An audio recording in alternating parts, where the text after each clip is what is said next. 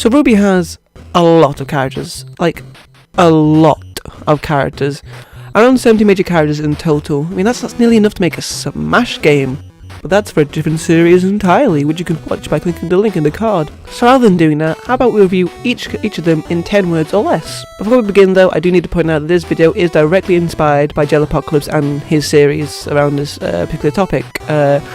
And you could basically call this a parody of his series if you want. And since we're basing this video off his style, I'm going to base my ratings on each characters on his scale as well, the -10 to +10. But you may be thinking to yourself, -10? Oh, that means a really bad character.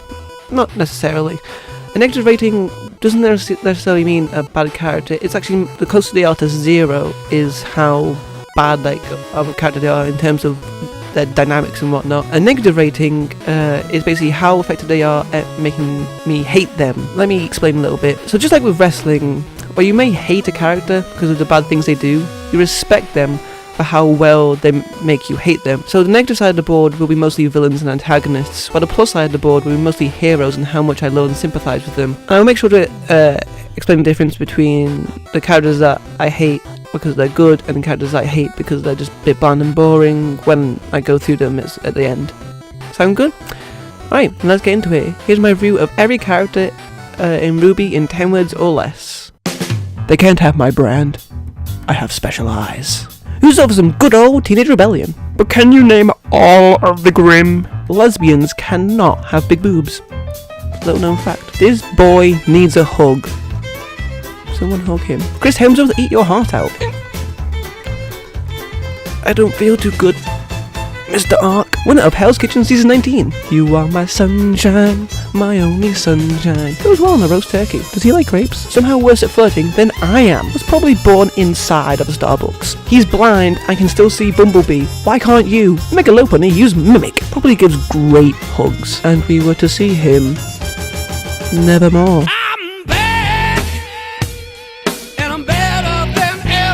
Fun power set, but looking any cat for death, sorry. Probably mains Chun-Li in Street Fighter. Wields one of the best underrated weapons in this series. But they wasted his potential. Would you excuse me? Just for a second.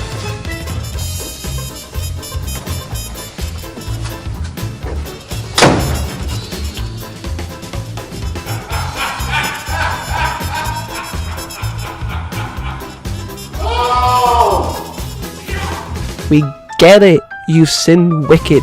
Look, I feel strong with this one. This is your brain on drugs. Huh? Smash! Fuck! I forgot you and your whole team existed. Fusion is just a cheap tactic to make weak characters stronger. I see your true colours shining through. Has earned a best dad mug. It's me, Austin! It was me all along! Somebody hugged this man already. Thank you. He's totally done with all of your shit. Could probably kill a bear with his own 2 hands. Or he can drink espresso in human form. He's also eternally done with all your shit. Changing pennies into quarters with one simple trick. Click now. Has far too much time on their hands. Smash Bros. Echo Fighters. Fool! Film called Tootsie Pleasers. Move, I'm gay. That's how we didn't get to see them all in Haven. We better see you 4 in Atlas at some point. You as well. He tried to kiss Yang when she was 17.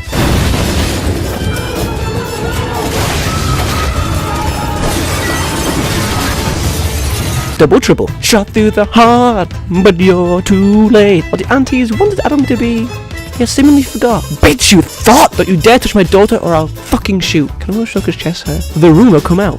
Does Ilya is gay? Actually yes. Or just fuck off already, Jaqueef. How smug can one person be? Step on me, mummy. Too far. One of the few good parts of the Schnee household has too many copies of Ninjas of Love. Probably. A master of Shadow Clone Jutsu. Should have gone to Specsavers. The Napoleon Complex Incarnate can do no wrong. Physics defying dogs are the best kind of dogs. Right, that's all the rankings out of the way. Boy, that took a lot longer than I initially thought. So, as I said at the beginning of this video, we're going to be going through the top 5 and bottom 5 characters. Starting with the top 5, then moving on to the bottom 5. Now this is going to be a bit less scripted than me just sort of rambling about why I love these characters and kind of say things off the heart, because I think scripting it too much would just be a bit weird, and it just seems a bit more natural for me. Anyway, let's start with number 5 for the top 5. Crow Bronwyn.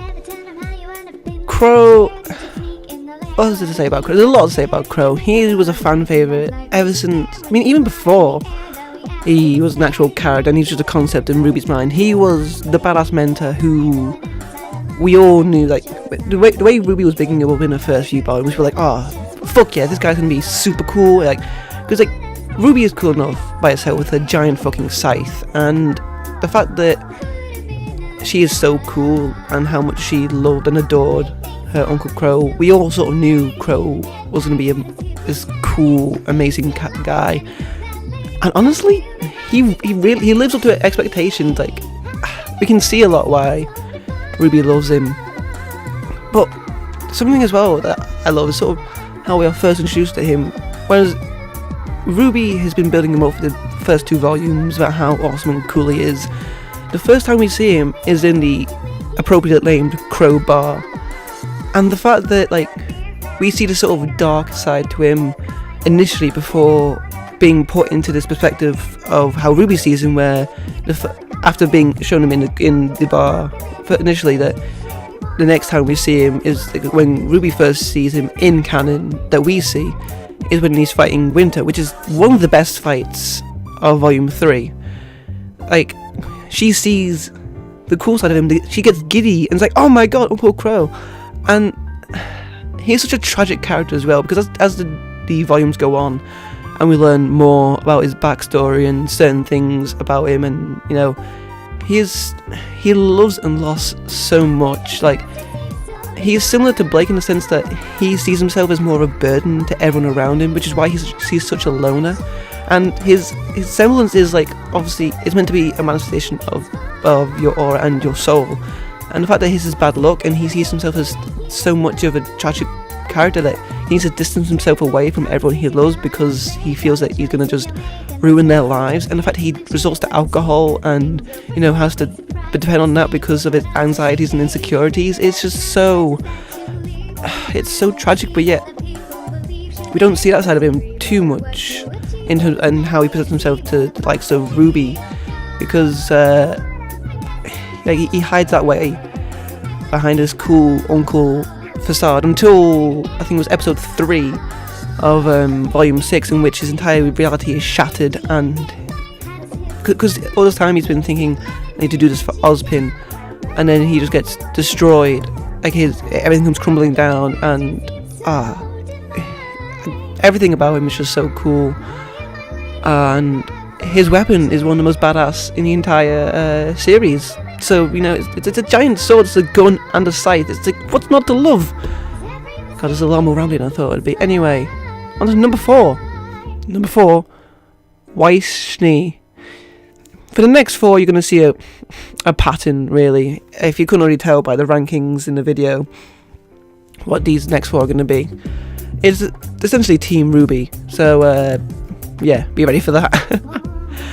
But Weishney, I will admit, I was never the biggest Weishney fan at the start of the show, at the start of the series. In volume 1 and 2, she really was the tsundere style character, which I don't really like that kind of character too much. I know it's popular as an archetype, but I really wasn't that fan of her. She was really bitchy and just, like, she had her moments obviously, but she was like the most, like, antagonistic of the group. Like, she obviously she had her reasons, it was all part of her character, and I think that's sort of how effective she is as a character, that seeing her meld from this sort of very sort of not team player into sort of being an essential part of the group dynamic is so good, and to see her break her bonds from the Schnee household, and sort of in the whole story of your family isn't always blood related, it's can also be your friend, like that sort of narrative is so charming and sweet.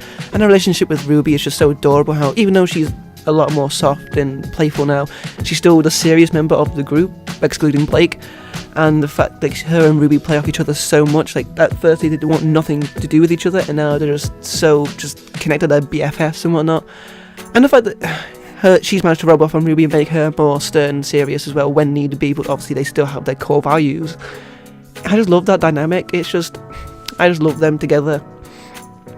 And, like, obviously her power set is OP as fuck. Like, the glyphs, they can do anything near enough, which obviously is a bit of a narrative error. So kind of when if they want her to do anything, she can just sort of do it. But at the same time, it's kind of cool. It's just badass as hell.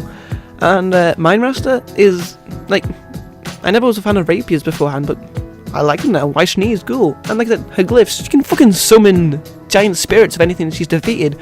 That is awesome as hell. And like I said, seeing her grow from how her bitchy self in Volume 1 and Volume 2-ish, all the way how she is now in Volume 3, where she's more caring and loving, it's so charming and I love it. Anyway, on to number 3. Number 3, Ruby Rose. Of course, how could Ruby Rose not be in anyone's top 5? I mean, I can see why, opinions are a thing, and if your opinion's different, that's cool. That's the whole point. Leave your opinions in the comments below. Anyway, Ruby Rose. Like, Ruby is just so cool. She embodies why a lot of people like Cammy in Genlock. She is just adorable and loving, but has learned how to become sort of more serious and hard focused when she needs to be. Like, she has that sort of air of innocence about her in the beginning of the series, in which she thinks to herself, "Oh, this is so cool, this is so awesome, this is lovely," and everything. And then at a young age of 15, as I think she's now 17 in canon, and as she sort of, her world hasn't, I won't say, it's not like as Crow where everything's crumbled below her. Well, it has somewhat with the ultimate thing, but she's sort of a bit more grounded in a sense. And the fact that she's managed to sort of keep herself level-headed and keep it, like, she has evolved into the team leader she needs to be, that is admirable as hell. And the fact that she takes the sacrifices for her team to do stuff that, she is the hero she always wanted to be. But I mean, she's still learning, obviously, but she is slowly growing into that hero she always wanted to be as a child. She's fucking jumping down the fucking cannon of a giant mech to take it out from within, and then going 1-to-1 with a giant Grim, just on the off chance that her Silver Eyes will activate and defeat it, because without that there's nothing else. She makes these bold sacrifices, and yet she's still so bubbly, charming and cute. I just love her, like, everything she says, and like Lindsay's delivery and voice is just so amazing. I love her. I just want to hug her and just and like with Crow, her weapon is badass as hell. I mean, a giant fucking scythe that's also a gun. How can you not like that? It is awesome. Anyway, on to number 2. Number 2, Blake Belladonna. Now, seeing as Blake is number 2, you can probably guess who number 1 is, or if you were paying attention to the number ratings more so in the actual main chunk of the video, you'll already know who number 1 is. But let's go on to Blake. Blake, a lot of people don't like Blake. I've seen a lot of people say she's abusive and manipulative and whatever. No, she is not. I don't see how you can look at Blake and see nothing more than a victim. She is a survivor. She has managed to push through, and actually, it makes me, I don't want to say tear up. I don't have, because I haven't gone through the same troubles as Blake or people similar to Blake have gone through. But knowing how much her story resonates with certain people in the fandom, it's just, in the community, is so loving and charming. And Aaron Zek, how she pushes herself and does stuff outside of the show itself, and how engaging she is with fans is, and how much she is Blake. Aaron is Blake. That's the whole thing with like Team RWBY themselves. Their voice actors, for the most part, are the characters themselves, which lends itself so well. And yeah, Blake's entire story as well, it's just so, it's another tragic one. And again, there are points where, depending on your opinion, they could do something different or do something better. That's how it is with all the characters. It's besides the point. The reason I love Blake so much is just, like I said, like a good Crow, she's a tragic character who blames herself so goddamn much for everything she does. Like good Crow, her semblance is a extension of herself. It's like another character, but it's so much more heartbreaking. So with Blake, she leaves behind a shadow of herself, a mere copy, because she constantly runs, and she always she blames herself and thinks everywhere she goes she brings her troubled past with it and doesn't want anyone else to get hurt by that. And then to see her evolve into what she's at the end of Volume 6, when she's standing up against the literal incarceration of her past demons and her past life, standing strong, holding Yang's hand in, saying basically, no, fuck you, Adam, this is us, this is me, you're not going to do me in anymore. It's I can't really do it justice, really. Like I said, some people have their opinions, they don't like that. If you don't like Bumblebee and all that stuff, that's fine. If you're going to go out on a whim and say stuff like them being canon or being together is going to ruin the dynamic of the team or just ruin the show as a whole, just no, it's not. People can still be a team and yet still do so. Like do you think Minora, do you think that is going to ruin what's left of Juniper? No, it doesn't.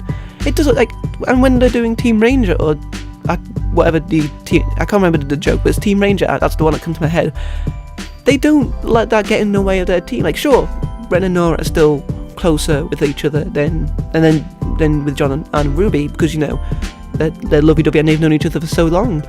But people don't seem to bring that point up for Nora, and yet they do for Bumblebee. This has gone off track a little bit less about Blake herself and more about Bumblebee as a whole. Essentially, I just love Blake. I love Blake because a lot of time I think I can it's the same with Crow as well, but I can resonate a lot that I sort of blame myself and distance myself from certain people.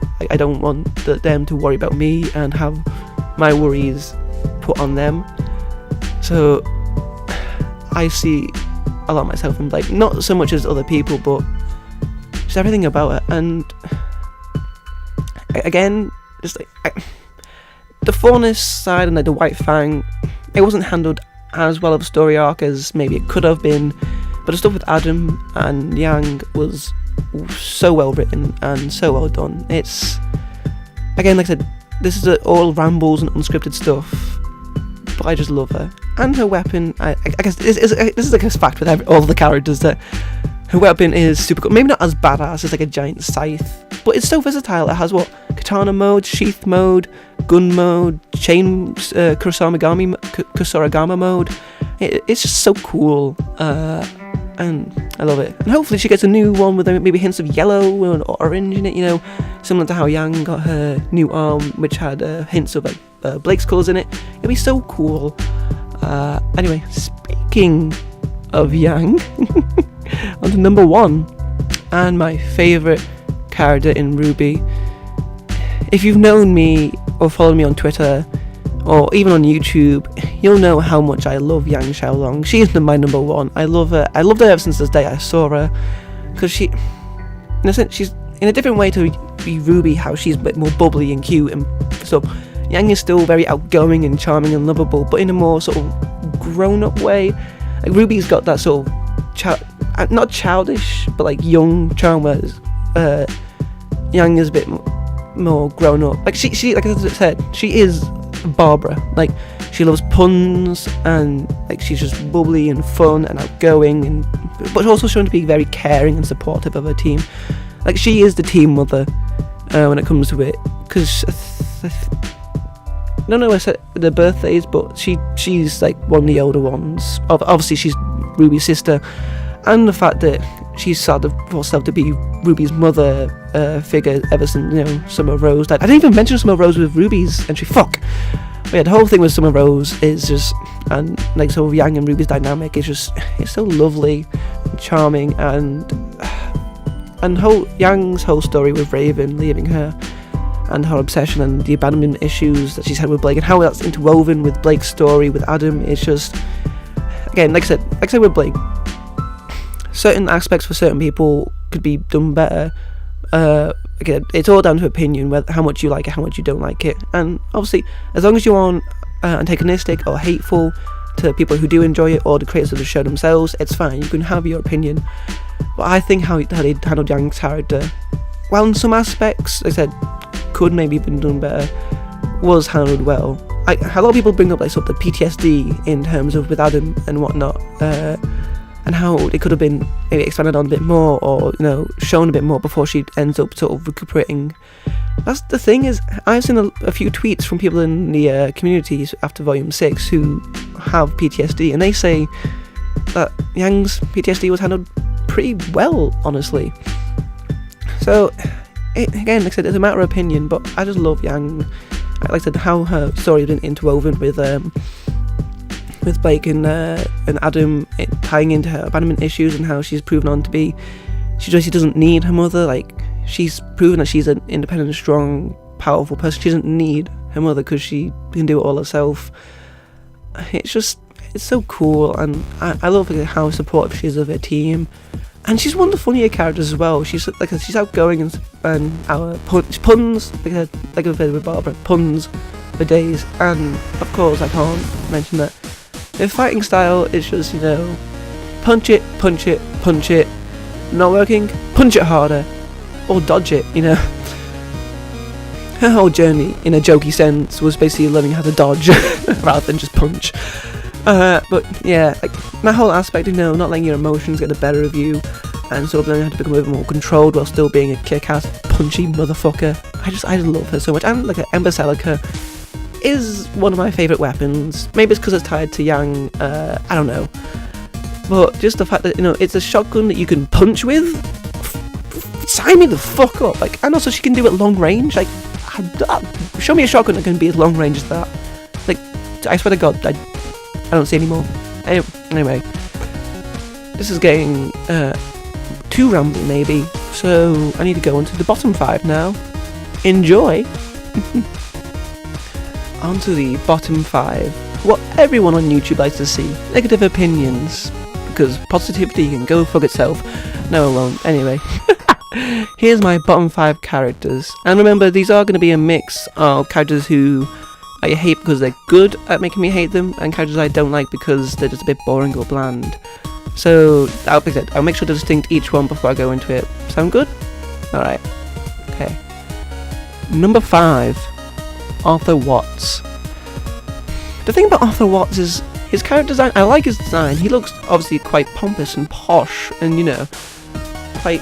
He's a little bit generic, a little bit, but I do like his design. I love his big floopy mustache. But the thing with Arthur is that currently at the moment we have no idea what his backstory is or what his power. We don't know anything about him, and we've known him since volume 4. He was introduced in volume 4. But yeah, so it's been 3 whole volumes, and we know very little about him, which is a shame, really. And that's why I don't like him currently, at least. In the future, obviously, this is subject to change. He might obviously become off this bottom 5 and go up a character. Maybe he'll top the top 5. Who knows? But at the moment, he's just not that good, in my opinion, because we just don't know him, basically. All we know is that he may have been the scientist that helped create Cinder's virus that took over Penny and whatnot. But honestly, it's just because we don't know about him. That's really why I don't like him too much. Like out of Salem's cabinet, we know a lot about Salem. We know a lot about. Well, we don't actually know a lot about Cinder, but I'll get into her in a bit. Spoilers. Tyrion, he's crazy. He actually has more of a personality rather than just yes, Professor Doctor. And Tyrion, not Tyrion. In Hazel, we know his backstory about why he dislikes Ozpin, because Ozpin screwed him in the past. So it's just a case of Arthur is the least fleshed out of Salem's cabinet, excluding a certain other character, which we'll get into in a bit. But it's just, if we know more about him, I'd probably like him. Don't know his moveset, don't know his semblance, we don't know his backstory, we just know he does machines. And there's not much to go off of. Sorry, Arthur. Mustache is cool though. Number 4, Cardin Winchester. So, this is sort of basically him and his team sort of stuck together in a sense. Because what was the purpose of Cardin? He was just a generic bully character who was just there just to fulfill. He's not a character, he's just an archetype, really. And, well, when was the last time we saw him in his team? I think when I looked this up, apparently his team, it wasn't even him, I don't think. It was Dove and whoever the fuck the other one is. It's sorry for any Team Carden fans, I don't even remember what their team name is. Is it Team Carden? I don't remember. I don't remember they're all birds or something. But it's just, there's nothing really to them. Like, I will admit, I haven't read a lot of the manga. I've read a few bits, and I know his like mace is like made out of titanium, and you can shoot fire out of it. But that's so bland compared to like everything else. He is just there to fill out he was there to fill out the role of Volume 1 and 2 of just being the bully character who just, you know, is this big buff guy who, you know, gets stand up to by the nerdy John, which a lot of people didn't. There was a whole negative thing about how John had too much screen time in the early volumes. That's a whole different story and rant. I don't mind that too much. You know, even the writers have said about maybe doing a bit too much on John. But anyway, back to Carden. He is just not a character. He's an archetype, and he's not. We're not seeing him or his team for like what 3 volumes. 4. I mean, it was like what the first couple of episodes of Volume 3 when they were in a tournament, and then there was nothing else. I don't even know they were in the Battle of Beacon at the end. And yeah, I'll say it again. He's just boring and bland. And his weapon, like I said, it's just like, you know, like, yeah, it's a big, massive mace, but you can shoot fire. Whereas you got, you know, all the other weapons can use like every single kind of dust and have way more usability. It's just, I don't know. It's just boring. Number 3, Cinder. Oh boy, I know there's a lot of people who do like Cinder, which, you know, it makes sense. She, as I said in the video, she has a very cool power set. You know, she can basically manipulate dust at will. I think that's what someone says. I haven't checked it directly, but you know, she wields a bow and arrow as one of her primary weapons, or dual swords and whatnot. Her grim arm is pretty cool, and her design is it's pretty cool. But the thing is, there isn't much character behind her. She is just, and again, she's more of a plot device than she is a character. Like, true, there have been key moments where she could have been good. No, at the start of Volume 4 when she couldn't speak, and you know, she was just being manipulated by Salem to be like ruthless aggression, you know, towards RWBY and get her revenge. And she's not the worst offender, I don't think, but she's not the best either. She just isn't much. Just basically watch Unicorn of War's video on Cinder, and you'll see just how I don't hate her maybe as much as he does, but his whole video does a great explanation on how she just isn't too great of a character, and the highs and lows of her storylines, and where she could go better, but then, you know, she's just nothing really at the moment. But she could be redeemed. Like I said, watch that video and you'll see that I basically agree with near enough every single point in that video. So yeah, like I said, Cinder, number 3. But on to number 2, Adam. Now, these next 2 are 2 that I hate because I respect how much they make me hate them. So Cinder, Carden, and Arthur are here because I don't like them too much because they're just bland, generic, boring, don't have much going on about them. Whereas these top 2 are really good at making me hate them. So yeah, Adam. Oh boy, just saying that name opens a whole can of worms. So yeah, there's a lot of people who say they wasted his potential. No, they didn't. That was the whole joke with, you know, wasting his potential. Is they didn't. Sienna, if you want something that, if you want a character who's flawed but redeemable in the White Fang, Sienna is the type of character you wanted. She was all the aspects of Adam that you wanted, but, you know, you guys all seem to forget about her.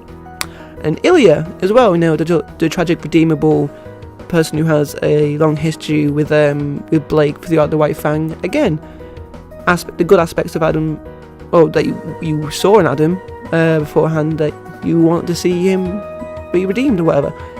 No, like I said, Sienna and Ilya are those aspects personified, but Adam himself is not that. He was a psychopathic or sociopathic, psychopathic. Don't know the distinction between the two. I'm just going to go with psychopathic. He had those tendencies throughout the entire series. Like, he may have started out maybe cool, calm, collected sort of leadership style, That's like the whole point of this. Like he was cold and calculated. He knew what he was doing. He was manipulating everyone behind the scenes. He was mentally breaking and torturing Blake without her knowing, but soon got too much and she escaped, and he took that so personally. And sure, yeah, we maybe want to learn more about his reasons for hating hating the humans as much as he does because of the branding, and hopefully we'll learn more about that in Atlas when we go there. But his whole character is meant to be the psychopathic controller. He could not handle not being in power. He craved power. Like as soon as he got his first taste of blood, that was it. He was like gone. He was a tragic character. He could not be redeemed. Like that was the whole point. And everyone has said about how, even his voice actor has said about how his death was meant to be the catalyst to Bumblebee and whatnot. Okay, there's a whole lot of tension when you mention his name and how it relates to Bumblebee and whatnot. That's for a different story. But Adam, he is really good at making you hate him because he is the consistent thorn in both Blake and Yang. And seeing as they're my two favourite characters, Adam being there he's very close to being number one. Well, I think there's another character who I think is just a little bit better as a villain overall. I don't know. 1 and 2 are very distinct. Like they could swap them back and forth forever, really. Very good at doing what they do. But yeah, Adam is just a psychopathic character who was very controlling, very power hungry and greedy. There's tons of video essays about that go into more detail about how much of a psychopath he is. But yeah, that's how he's been from the start. And if you guys don't like that, no, I'm sorry. That's just how it is. Anyway, number 1. Salem.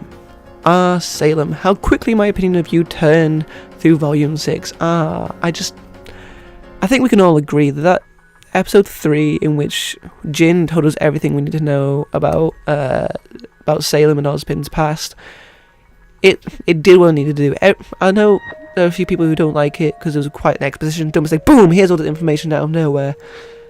But honestly, I don't see another way, at least from the top of my head, how they could have done it better. Like, it makes sense in the lore of RWBY in that Jin would know this and it could be done, and that there's this whole. I'm struggling for words here basically, but while some people don't like the whole just exposition dump, I didn't mind it too much because it did what it needed to do, and it did it quite well, in the sense that it's like, what is this whole basic being unlimited knowledge? It's like, hey, by the way, what the fuck's going on?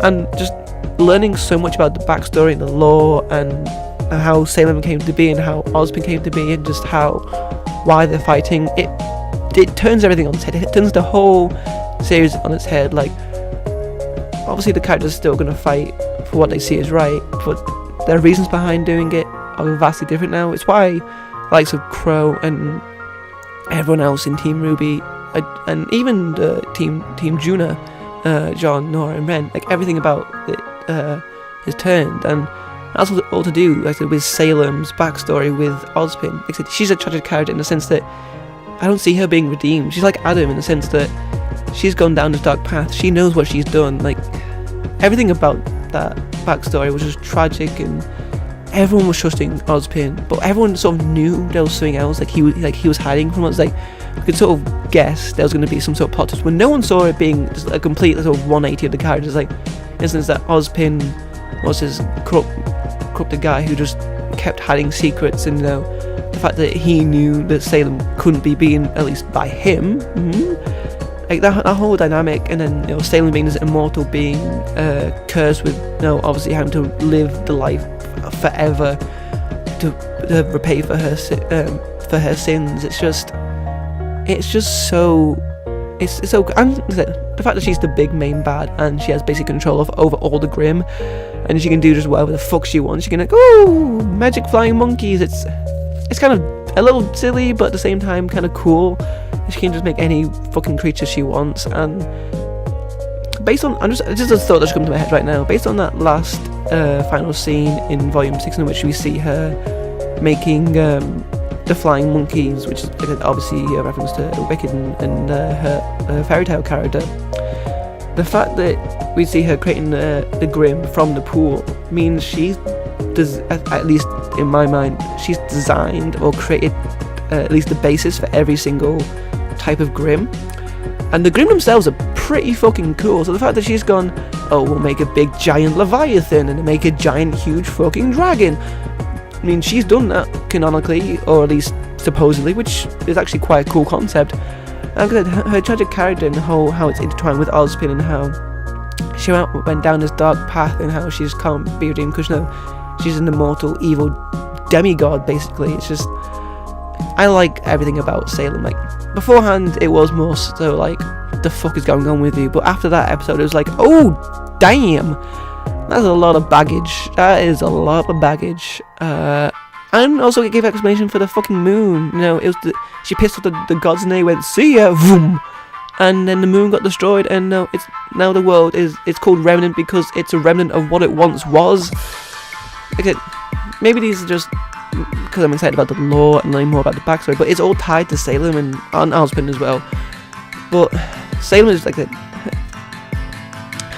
everything about it is tied to her backstory, and the fact that the whole world is like how it is because of her, that's pretty fucking cool. Like I like her more as a character than I do Adam. Like Adam I hate because of what he does. Salem I sort of sympathise with a lot more, but I still hate her. So I think that's why I put her above Adam. But as I said, you could probably intertwine them a little, like back and forth forever, because they're both probably the most effective villains in the series so far. And yeah, she's just cool. I like Salem. Plus, like I said, the Grim are fucking cool as balls. So she's got that going for her as well. And that was every RWBY character in 10 words or less. Thank you guys so much for watching, whether you stayed for the long rambly rants on top and bottom 5 characters, or if you just wanted the ratings on all the characters. If you watched the whole thing or just either part of them, thank you so much for watching. And I do hope to get a lot more RWBY content out to you guys in the future, and Genlock content, and just general Rooster Teeth content, because I do enjoy making these videos so much.